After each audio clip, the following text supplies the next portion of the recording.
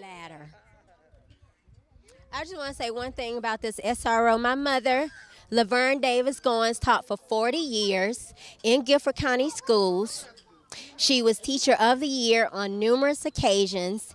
At 10 years old, she informed me that students were being sent to her that no other teacher wanted to teach, and that they were going to start building prisons for our kids. That was over 30 years ago.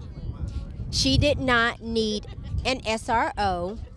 She didn't want SROs. She taught students regardless of their background, sex, sexuality,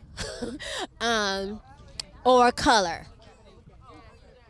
Take SROs out of this school and replace them with qualified teachers and resources.